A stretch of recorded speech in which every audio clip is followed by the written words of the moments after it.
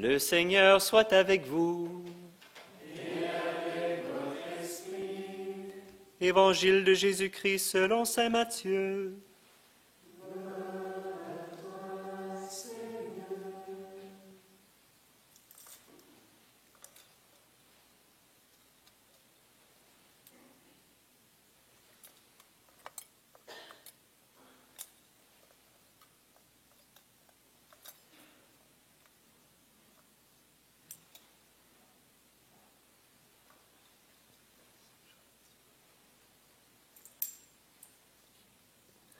En ce temps-là, les 11 disciples s'en allèrent en Galilée, à la montagne où Jésus leur avait ordonné de se rendre.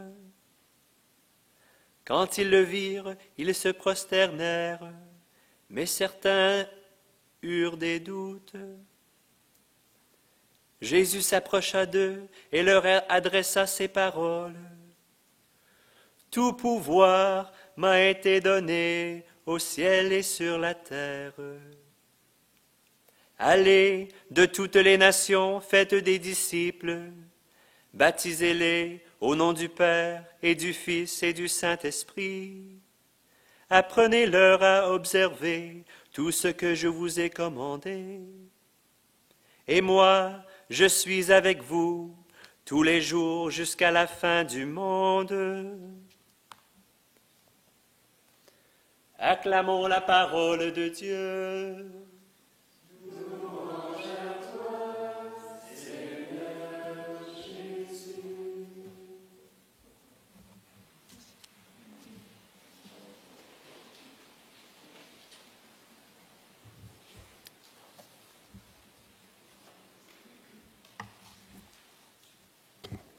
Prise 2. Pour ceux qui n'étaient pas là, c'est que jeudi dernier, c'est moi qui présidais la messe. Et en France et puis dans plusieurs pays du monde, l'Ascension n'est pas fêtée le dimanche, mais le jeudi. Et comme, je ne sais pas pourquoi, j'avais en tête encore ça, je m'étais préparé une homélie pour l'Ascension jeudi dernier.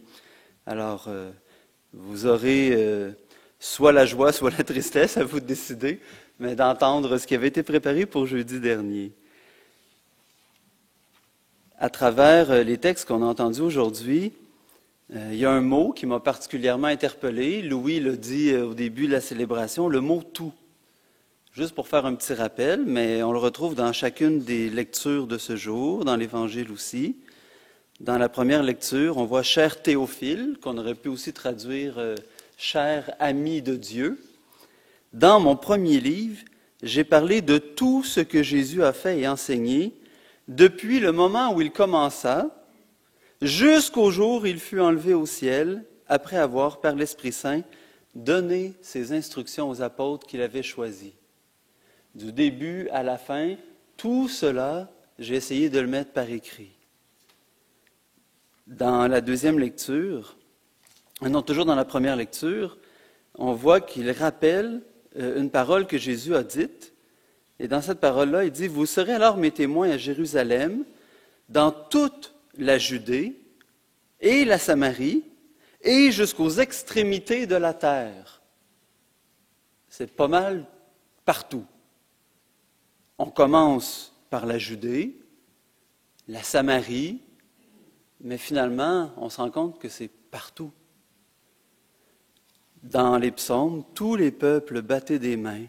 Acclamez Dieu par vos cris de joie, car le Seigneur est le Très-Haut, le Redoutable, le grand roi sur toute la terre. Encore une fois, une question de totalité, de plénitude. Dans la deuxième lecture, Dieu l'a établi au-dessus de tout être céleste, au-dessus de tout nom que l'on puisse nommer. Il a tout mis sous ses pieds, le plaçant plus haut que tout. Il a fait de lui la tête de l'Église qui est son corps. Et l'Église, c'est l'accomplissement total du Christ. Lui que Dieu comble totalement de sa plénitude. Quelque chose qui est comblé, on ne peut plus rajouter, là, ça déborde quand c'est comblé, mais c'est comblé totalement. Tu sais, c'est comme quand on dit monter en haut. Tu n'as pas besoin de dire comblé totalement de sa plénitude. Mais si on insiste 3 fois comme ça, c'est peut-être qu'il y a un message que le Seigneur est en train d'essayer de nous passer. Dans l'acclamation, « Allez de toutes les nations, faites des disciples, dit le Seigneur. Moi, je suis avec vous tous les jours, jusqu'à la fin. » Et quand on arrive dans l'Évangile, « Tout pouvoir m'a été donné au ciel et sur la terre. Allez de toutes les nations, baptisez-les. Apprenez-leur à observer tout ce que je vous ai commandé. Et moi, je suis avec vous tous les jours jusqu'à la fin du monde. » Ça en fait du toutou, ça. Ce qui m'a touché à travers ça, c'est que le Seigneur est venu pour nous donner la connaissance de Dieu, pour nous faire goûter Dieu dans sa plénitude. Le Seigneur est venu sur la terre, il s'est incarné, il a pris un corps comme le nôtre, il a été limité d'une certaine manière dans son intelligence, comme nous. On n'a pas accès à la pleine connaissance, on n'est pas des universités ambulantes, on a chacun des compétences, des connaissances, mais on demeure quand même limité dans ce qu'on peut apprendre, dans ce qu'on peut comprendre, dans ce qu'on peut saisir. Et pourtant, le Seigneur vient pour nous faire goûter à la plénitude de l'amour de Dieu, à la plénitude de la connaissance de Dieu. Rien ne va nous échapper de l'amour de Dieu, non pas parce qu'on va le saisir, mais parce qu'on va se laisser saisir par lui. C'est l'amour qui nous saisit, c'est Dieu qui nous saisit. Et c'est lui qui va nous conduire là où il faut, dans l'amour. Une plénitude extraordinaire qui nous est promise. Des promesses en abondance, en abondance, en abondance, et qu'il se plaît à accomplir. Et ce qui est étonnant, c'est quand on arrive aujourd'hui, au jour de l'Ascension, lui qui vient pour nous combler de sa plénitude, il s'en va. C'est incroyable. Il vient pour nous donner accès à la plénitude. Il est la plénitude. Et qu'est-ce qu'il fait? Il s'en va. Il nous laisse là. Il monte vers le Père dans une nuée. Seigneur, ça veut dire quoi? Est-ce que tu es en train de m'abandonner? Comment je vais faire pour y avoir accès maintenant? Je pars vers mon Père. Mais si je pars, c'est pour vous envoyer le défenseur qui vient d'auprès du Père, l'Esprit Saint, le Paraclet. Il ne nous laisse pas seuls, mais il remonte vers le Père. Et l'Esprit Saint, qu'est-ce qu'il fait? Il vient avec la plénitude des dons. On dit de l'Esprit Saint qu'il est le don de Dieu par excellence. Dieu se livre à nous par l'Esprit. Il vient avec les 7 dons. On l'appelle d'ailleurs l'Esprit aux 7 dons. Étonnamment, lorsque je regarde les dons de l'Esprit Saint, il y en a 4 qui sont associés d'une manière ou l'autre à l'intelligence, au discernement, sagesse, intelligence, conseil, connaissance. Jésus nous a dit, « Celui que je vais vous envoyer va vous rappeler tout ce que je vous ai dit. » L'Esprit Saint vient pour nous assister, nous confirmer. Ça ne vous fait pas penser à quelque chose? Confirmation, un petit sacrement. L'Esprit Saint vient pour confirmer en nous les dons que nous avons reçus, pour les mettre en œuvre, pour nous stimuler, pour nous encourager. D'une certaine manière, Jésus s'en va en nous disant, « Écoutez, vous avez tout ce qu'il faut en vous. Prenez-vous en main. Ayez confiance que ce que je vous ai laissé entre les mains, ce n'est pas n'importe quoi. Ce que vous avez appris pendant les années où j'étais au milieu de vous, tant dans ce que j'ai dit que dans ce que j'ai fait, à vous de le mettre en pratique. Vous êtes mes disciples. Vous avez appris. Ayez confiance en vous. Ayez confiance en ce que vos yeux ont vu du Verbe de vie, de ce que vos mains ont touché, de ce que vos oreilles ont entendu, de la parole de Dieu. Ayez confiance qu'elle peut produire un bon fruit en vous.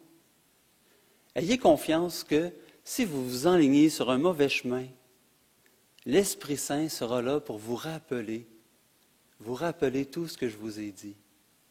Vous avez la sagesse. Vous êtes capable de me reconnaître dans tous les événements.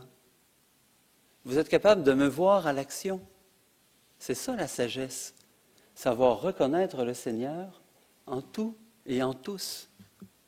L'intelligence pour comprendre les paroles de l'Écriture, pour comprendre le langage de Dieu dans la vie de tous les jours. Le conseil, celui de se savoir appuyer pour pouvoir aller de l'avant, pour pouvoir entrevoir l'avenir avec espérance, pour pouvoir se mettre en route, sachant que Dieu est le merveilleux conseiller et que j'ai tout en moi pour pouvoir poser un regard d'espérance sur l'avenir. La connaissance, une connaissance qui me permet de voir à travers les événements, d'entendre à travers les paroles, de goûter à travers le silence ce qui appartient au royaume, ce qui est de sa justice, ce qui vient de l'esprit qui brûle en moi. Il m'a donné aussi d'autres dons, celui de la force, pour être capable de mettre en œuvre ces dons-là, pour être capable de me positionner comme homme de Dieu, comme femme de Dieu, comme chrétien, comme baptisé, comme confirmé. La force, c'est le pouvoir de poser des choix qui vont construire la vie, qui vont édifier non seulement ce que je suis, mais les gens autour de moi, la communauté à laquelle j'appartiens, la famille qui est la mienne. La force pour pouvoir se tenir debout face à l'adversité, au nom de l'espérance qui nous anime. Un don d'amour de Dieu, aimer Dieu de tout son cœur, de toute son âme, de toute sa force, et qui est associé le don de l'amour du prochain. C'est un don qui est en moi. Des fois, j'entends des gens dire « on ne peut pas aimer tout le monde ». Ben, c'est faux. Peut-être qu'on ne se sent pas toujours la force d'aimer tout le monde, mais nous avons reçu le don de l'amour de Dieu. Nous sommes capables d'aimer notre prochain, comme nous-mêmes. Il y a des jours où ça prend plus d'énergie pour aimer son prochain. Il y a des jours où ça demande un peu plus d'ingéniosité. Ça fait partie des dons qu'on a reçus aussi. L'amour de Dieu, l'amour du prochain, ça ne veut pas dire de serrer tout le monde dans nos bras, puis d'être d'accord avec tout ce qu'ils font, puis de bénir tout ce qu'ils font. L'amour en nous et l'amour du prochain, c'est aussi parfois d'avoir une parole d'interpellation, d'invitation à la conversion pour une sœur, un frère. C'est aussi être capable de dire à quelqu'un, il me semble que tu manques un petit peu à ta dignité lorsque tu agis de telle manière. L'amour, ce n'est pas de fermer les yeux, au contraire, c'est de les ouvrir encore plus grands pour que la lumière du royaume passe par nos yeux pour nous toucher d'abord, pour nous convertir d'abord, et ensuite pour rejoindre les frères, les sœurs qui nous sont donnés. Le dernier don, celui de l'adoration et de la louange, qu'on pourrait traduire par le goût à la prière, ou encore par une rencontre d'émerveillement face à Dieu, avec Dieu. Aimer Dieu, avoir envie de le rencontrer, de l'aimer, de le prier. Jésus vient et il repart en nous disant « Je vous envoie un défenseur, celui qui vous rappellera tout ce que je vous ai dit. » Jésus vient nous apporter la plénitude et il le fait en s'en allant pour nous dire « Ce que tu as reçu, cela est bon. Cela est même très bon. À toi maintenant de le mettre en œuvre. À toi maintenant de déployer les dons que tu as reçus, les charismes que tu as reçus. À toi maintenant de laisser jaillir au-dedans de toi ce royaume extraordinaire. Dieu a créé un monde immense et beau pour nous. Et c'est à nous de rappeler à ceux qui ont oublié que ce monde est beau, qu'il est beau. C'est à nous de parler à ceux qui ont oublié qu'ils sont porteurs de cette beauté, de cette dignité d'enfants de Dieu, qu'ils sont habités par Dieu, par notre manière de vivre, de parler entre nous, de tendre l'oreille à certaines conversations et des fois de la fermer à certaines autres conversations. Toutes les conversations ne disent pas l'amour de Dieu. Et parfois, c'est un service que de dire à quelqu'un, « Écoute, je ne suis pas à l'aise dans ce genre de conversation-là. » Si on parlait de la même personne autrement, en disant peut-être des choses qui vont pouvoir lui être profitables, comme à nous, qui vont nous permettre de l'aimer davantage. Si plutôt que de parler de telle personne en mal, on allait la voir pour marcher avec elle sur une route de bien. Peut-être que nos paroles seraient empreintes de l'esprit. Ça prend de l'audace, du courage, mais nous avons reçu ce don de force. Jésus ne va pas le faire à notre place. Jésus ne vient pas pour faire les choses autour de nous. Jésus est venu pour que chacun d'entre nous devenions une porte d'entrée pour le royaume. Et c'est à nous de le mettre en œuvre. Et une fois qu'on tend la main, bien, lui saura bien allonger notre bras lorsque c'est impossible pour nous. Lui saura bien compléter ce qui manque. Mais ce n'est pas à nous d'attendre qu'il fasse le premier pas. Nous faisons le premier pas et il fera les pas qui manquent ensuite pour rejoindre celui, celle qui en a besoin. Notre monde, avec sa structure, est capable de provoquer des choses un peu étonnantes parfois. Lorsque je lis différents documents sur la société, sur le gouvernement ou des choses comme ça, on parle souvent de la population comme des consommateurs. On fait de nous des consommateurs. Et le système qui est mis en place favorise la consommation. Loin de moi de dire que c'est bien ou que c'est mal, mais c'est ce qu'on voit quand on lit différentes études. Dieu vient faire de nous non pas des consommateurs, mais des frères et des sœurs. Il vient faire de nous des gens de relation, d'égal à égal. La plénitude que Dieu dépose en nous, elle le dépose en chacun de nous. Pas seulement en moi, pas seulement à nous de l'Église, pas seulement à nous les baptisés au nom de Jésus. Dieu veut se donner à tous. Il est en tout et en tous. Il fait de nous, non pas des consommateurs, mais entre nous des gens pour nous donner les uns aux autres. C'est comme un petit peu l'inverse. Non pas pour consommer ceux qui viennent à moi, mais pour me donner à ceux qui viennent à moi. C'est là tout ce que produit en nous l'absence de Dieu, en quelque sorte, une absence présente. Il vient, il repart, mais pour nous dire, continue mon œuvre, je vis en toi. Ça veut dire quoi? Ça veut dire que par toute ma vie, je suis appelé à rendre compte de l'espérance qui m'anime. Par tout ce que je suis, par toute mon histoire, par toute ma personne, par tout ce qui me définit, les talents, les richesses, les dons, les charismes, mais aussi les limites qui m'ont été imposées. Les manques qui me semblent avoir en moi sont aussi partie intégrante de ce qui peut servir pour, par toute ma vie, rendre compte de l'espérance qui est en moi. Tout ce que je suis dans les moindres détails, chaque parcelle de mon histoire a un potentiel infini de révéler l'infini, de révéler le Dieu de l'amour. On voyait dans la deuxième lecture la force et la puissance qui est déployée pour nous les croyants. Quelle puissance incomparable Dieu déploie pour nous les croyants. C'est l'énergie, la force, la vigueur qu'il a mise en œuvre dans le Christ quand il l'a ressuscité d'entre les morts. Hey, c'est puissant, c'est sérieux, là. Vous savez, des fois, on a une batterie de voiture qui est à terre, on prend une autre voiture, on branche des câbles, puis on va booster la batterie. Il y a de l'énergie d'une voiture qui passe à une autre voiture. Il y a un déploiement d'énergie pour ressusciter une batterie morte. Des fois, il y a des gens que le cœur arrête de battre. On va prendre un défibrillateur, On va mettre des électrodes sur la poitrine de quelqu'un, on va donner des décharges électriques pour redonner l'électricité au cœur.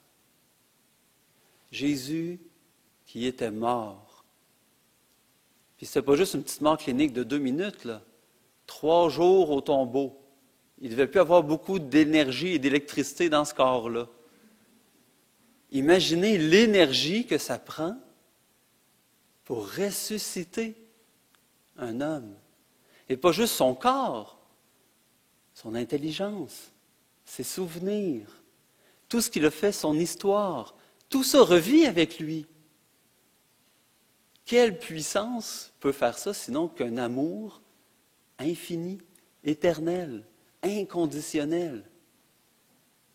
C'est malade. Non, c'est la santé, en fait. C'est puissant, cette énergie-là. La même énergie qu'il déploie pour ressusciter le Christ, Dieu déploie pour nous, les croyants.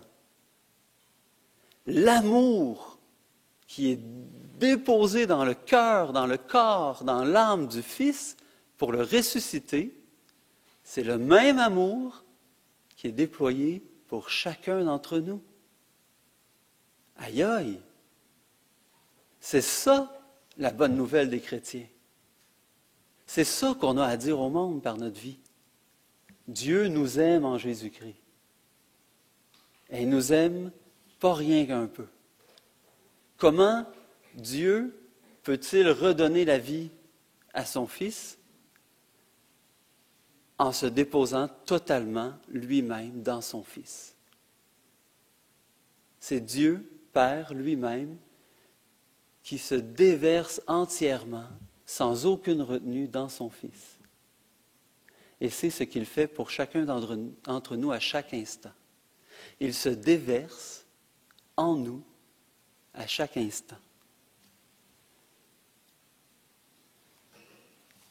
Avant de terminer,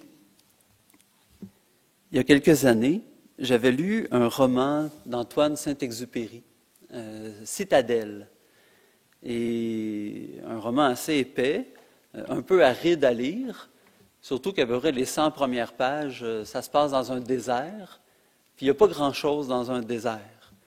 Puis l'auteur parle du désert pendant 100 pages. C'est un peu long. Puis, arrivé au bout de 100 pages, je me suis dit, attends, ça fait 100 pages qui parlent du désert. Il y avait quelque chose à dire. Ça veut dire que le désert, c'est quand même pas vide. Des fois, on pense que le désert, c'est plat, c'est vide, il n'y a rien. Mais il parlait de tous les petits gestes de vie qu'il y avait dans le désert. Les petites bestioles qu'on voit à peine, qui se cachent derrière les grains de sable. Des pousses, des petits pousses qui sortent dans la nuit, dans la rosée de la nuit, et qui vont dessécher au soleil du matin. Des caravanes qui circulent, des oasis. Et puis, en prenant conscience de ça, dans mon cœur, j'avais dit au Seigneur, en repensant au livre d'Osée, je la conduirai au désert, je parlerai à son cœur, je la séduirai à nouveau. J'avais dit au Seigneur, j'ai envie de faire de ma vie spirituelle un désert. J'ai envie de m'établir intérieurement, de planter mon cœur, ma tente, dans un désert, pour qu'il n'y ait que toi d'important, que je ne sois pas distrait par tout ce qu'il peut y avoir dans une ville, dans un village. Je veux que ma vie intérieure soit un désert, mais un désert comme j'ai lu dans le livre, un désert vivant. Et puis que tout ce qui arrive par surprise, une caravane ici ou là de temps en temps, ce ne soit pas un dû que j'ai à consommer, mais que ce soit une action de grâce. Que toi, tu me suffises. Que juste toi. Que mon désert, ce soit toi. On me disait, Dieu seul suffit, on n'a pas besoin du reste. Le reste devient un surplus. Le reste devient un bonus, une action de grâce, une manière pour lui de m'arriver avec un bouquet de fleurs, une manière de me dire, hey, je t'aime d'une manière un peu spéciale aujourd'hui. Regarde, telle personne passe dans ta vie, telle délicatesse, telle consolation spirituelle. Mais que ce ne soit pas ça qui me tienne en vie dans ma vie spirituelle. Que ma vie spirituelle puisse être en dehors de tout ce qui peut être ressenti. Un désert. Et que ce soit bon et agréable.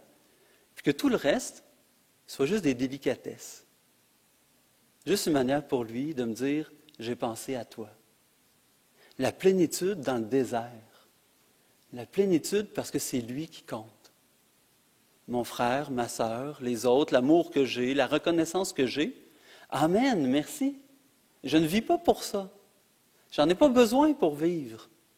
Mais c'est une manière de rendre grâce pour des dons en surplus, qui n'étaient pas nécessaires, mais qui viennent dire une attention particulière. Et puis un jour, je me suis rendu compte qu'il y avait quelque chose de ça qui était en train de s'accomplir en moi. Petite anecdote que j'ai déjà racontée pour certains, et je termine avec ça. Un jour, j'étais en Belgique. On était en mission, accueillis dans une abbaye. Et puis, bon, c'est un peu délicat, là, mais voilà. Je m'en vais aux toilettes. Et puis là, vous savez, je m'assois sur la toilette, puis je me rends compte que la porte qui est fermée, il y a un grand miroir dans la porte. Un peu gênant, là. Mais ce que je me rends compte surtout, c'est que je suis assis sur la toilette, et là, j'ai un gros sourire d'en face. Puis là, je me dis, attends un peu, là. C'est parce que j'ai comme personne à impressionner ici, là. Je suis pas dans l'activité la plus réjouissante. J'ai rien à prouver à personne. Je peux pas me mentir, je suis seul avec moi-même. J'ai un sourire d'en face. Ça doit être que je suis heureux pour de vrai. Ça doit être que le bonheur qui m'anime, c'est un vrai bonheur. Ça m'a tellement marqué, cette image-là. Mon sourire, j'entends. Que j'en parle encore aujourd'hui, 15-16 ans plus tard. Tu sais. Mais j'ai compris que le bonheur qui m'anime ne dépend pas des circonstances dans lesquelles je suis, ne dépend pas de gens avec qui je pourrais être, j'étais seul, ne dépend pas de quelque chose que je peux ressentir à l'intérieur de moi. Il dépend seulement d'une chose. J'ai une certitude. Dieu m'aime vraiment. Dans tout ce que je suis. Dans tout ce qui fait ce que je suis aujourd'hui. J'ai fait des niaiseries dans ma vie. J'ai commis des péchés. J'ai été blessant envers des personnes. Et pas juste avant Marie-Jeunesse, même en étant à Marie-Jeunesse. Je suis un pécheur. Profondément pécheur. Je suis maladroit. J'ai de la misère à trouver les bons mots quand vient le temps de dire quelque chose à quelqu'un. Même si je pars bien. J'ai une timidité qui me paralyse encore. Et avec tout ça, Dieu m'a permis de devenir ce que je suis aujourd'hui. Et je dis, que ça passe pour de l'orgueil ou pas, j'aime ce que je suis. Je m'aime. J'aime ma vie. J'aime la communauté dans laquelle je suis, même si elle est imparfaite. J'aime les frères et les sœurs avec qui je partage mon quotidien. Il y a des jours où j'ai besoin d'un peu plus d'amour parce que il y a une tâche qui est plus difficile. Mais cette tâche-là me permet de continuer à exprimer ce que Dieu a fait de moi par mon histoire. Et si je n'avais pas blessé certaines personnes, si je n'avais pas été blessé par d'autres, peut-être que je n'aurais jamais compris, avec la profondeur que j'ai aujourd'hui, l'amour de Dieu, jusqu'où il va. Et il y a peut-être d'autres blessures que j'aurai un jour ou que je ferai subir à quelqu'un. On souhaite le moins possible. Mais si ça arrive, pourquoi Dieu n'y serait pas encore? Il est tout. Faire de ma vie un désert, mais le désert n'est pas vide. Le désert, c'est lui. C'est son cœur à lui. Il enlève, loin de mes yeux, mes distractions, qui sont souvent mes péchés, mes faiblesses, mes limites, pour me donner de le regarder lui, de le regarder dans les yeux et de voir dans son regard le regard qu'il pose sur moi. Oui, Jésus est reparti vers le Père, mais il n'est pas absent de ma vie, bien au contraire. Prenons quelques instants pour nous fermer les yeux et pour ouvrir ceux de l'intériorité, du cœur, de l'âme, et plongeons-les en profondeur dans le regard de Jésus.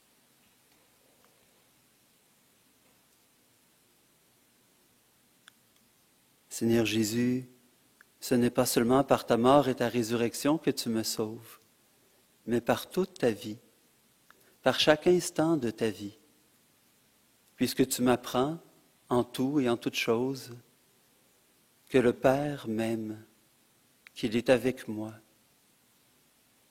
qu'il est partout où je suis, qu'il veut mon bien, qu'il veut se déverser en moi pour déployer toute l'énergie qu'il a déployée en toi. Tu es venu montrer que ce n'est pas le monde dans lequel on vit qui compte, mais celui avec qui, par qui, en qui nous le vivons. Donne-moi d'être pour mes frères et mes sœurs un reflet du royaume, un reflet du cœur du Père, et de savoir reconnaître dans tous ceux que tu mettras sur ma route ce reflet du royaume, cet amour du Père. Jésus, doux et humble de cœur, rends mon cœur semblable au tien. Jésus, doux et humble de cœur,